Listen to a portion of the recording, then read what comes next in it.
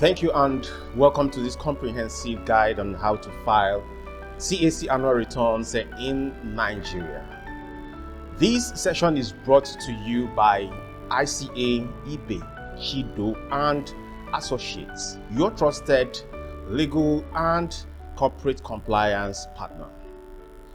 Whether you are a business owner, an NGO executive, or corporate lawyer, this session will break down the entire annual returns process for you. The goal is to make it simple, practical, that even if you have no prior legal or compliance background. We will now move over to the slides for more interactive session. Okay, we will start the slides by addressing this very important question before us that is on the screen. What are annual returns?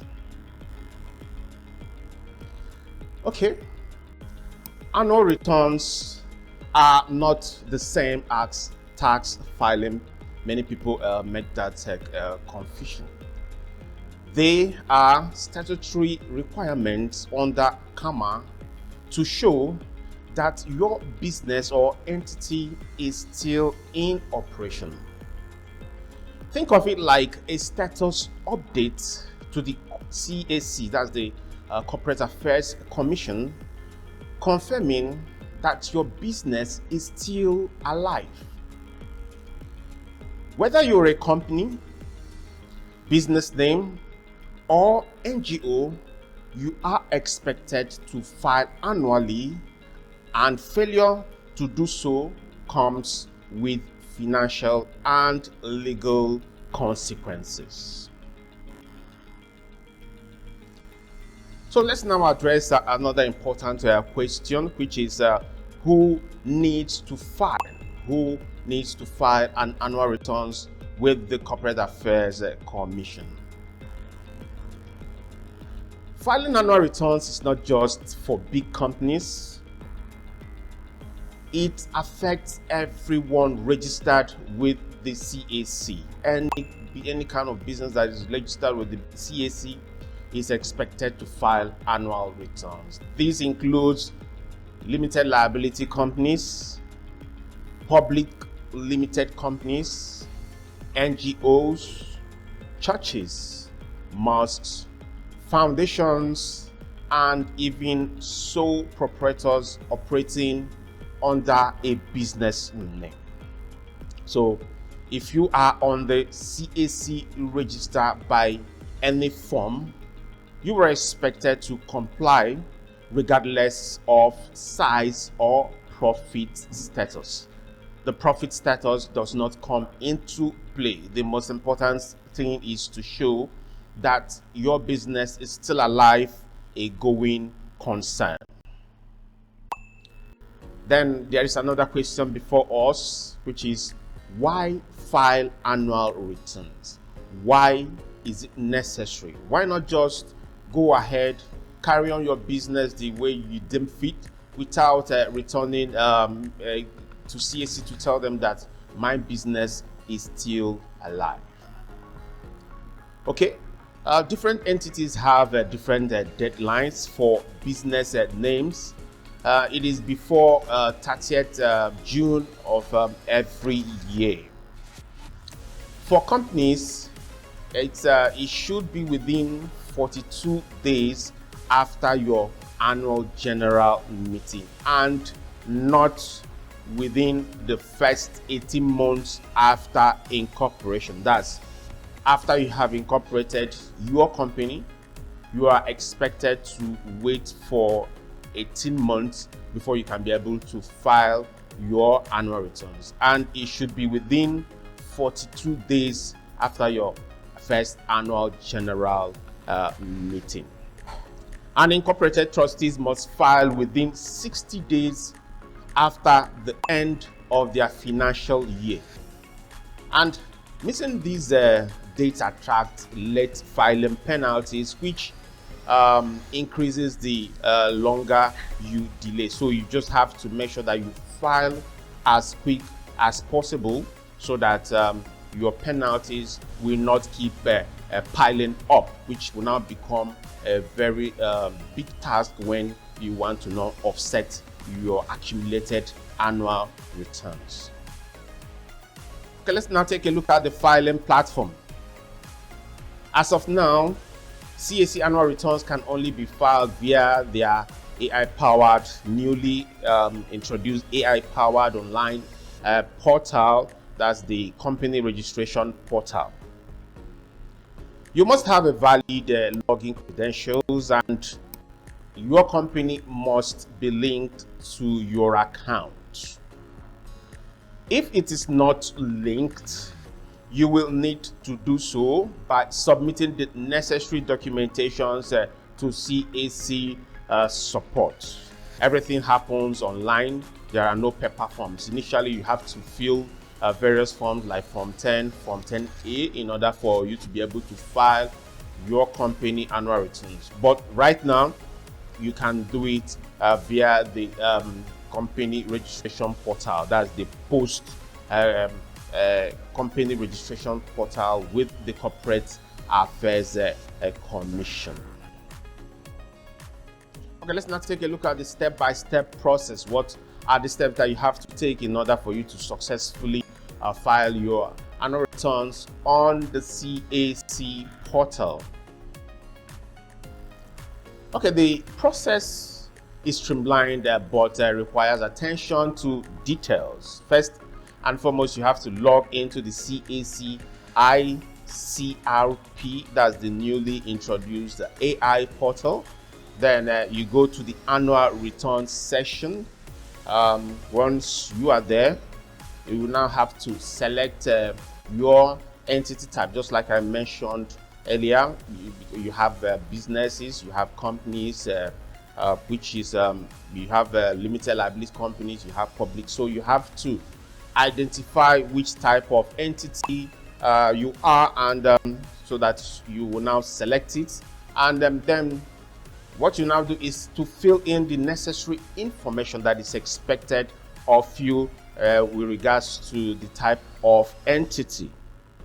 Then after that, you upload the supporting documents like the financial summaries or reports from your AGM or trustees meetings. Then after you have done that, the next thing that will be expected of you will now be to pay the filing fee, which has to be online, and save your acknowledgement letter once it's issued to you. This is your proof of filing. When you are going back to the commission in order for them to change your status, your acknowledgement letter plays a very big role in that regard.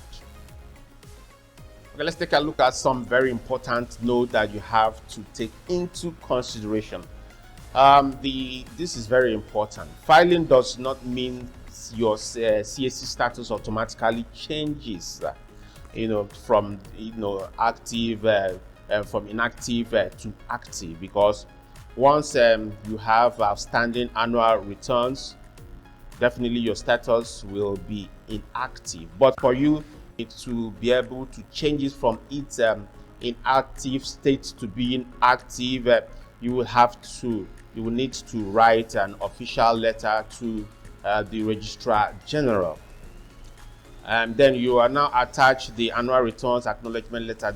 Just like I mentioned earlier, it's very important that you keep all your acknowledgement letters, because when you are writing to the Registrar General, you have to show evidence that you have updated all your annual returns filings. You attach it together, and then you request for your entity's status to be changed to active from its inactive state. Many businesses assume they are active after filing, only to find out later that their status has not been updated, and by that time it might be late, because maybe you are chasing a contract, and by that time, before you now start the process, the bureaucratic process of getting it changed, you must have lost what you need it for. So it's very important that immediately you complete your filings, you write to the Registrar General so that the status will be changed from inactive to active, and then it's very important you acknowledge, you attach all your acknowledgement letters so that they can do the needful. Okay, let's now take a look at the filing fees based on the current year 2025. Okay, the fees are on your screen. That's basically the official fees. There are also penalties when you don't file when you're expected to file. We have mentioned it earlier that business names you are expected to file before 30th June of every year, excluding the year of registration. And for companies, it has to be based on your memorandum and articles of association. But if that is not coming into play, it has to now be after 31st December of each year. So fee vary depending on the type of entity. For business names, it is currently 3,000 naira, but if you are paying the let's filing fee is 5,000, so together is 8,000 naira. That is the official fee, excluding whatever professional fee that you negotiate with any professional. If you are not doing it yourself, you can also do it yourself if you have access to the portal. And then for private companies, you have to pay 5,000 naira. Penalty is 5,000 naira. So each year you default together with the official fee is now 10,000 naira. Then you multiply it by the number of years you are in default. Then for public companies, it's 10,000 naira. The penalty is also 5,000. Same with the incorporated trustee, 10,000 penalty, 5,000 naira. So it's a payment is made online at the point of submission. So, but the key important thing that you have to do is to ensure you pay on time to avoid penalties. Okay, let's take a look at some common mistakes that you need to avoid. Okay, many people confuse annual returns with tax clearance certificate. That's not the case. They are completely different. Also, do not forget to write the Registrar General for status reactivation. It's very important. One cannot emphasize on this because you might just think that the commission will do the needful, but the reverse will now be the case. Your status will still be inactive even after you have updated your annual returns filing. Then you have to ensure that your documents are complete and your filing match the correct entity type.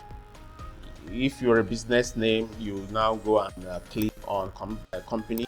Your entity will not even, your name of your company will not even come up. So you'll be stuck at that spot. So it's very important for you to match your entity with the exact type that is on the portal so that you can be able to make progress without much issue.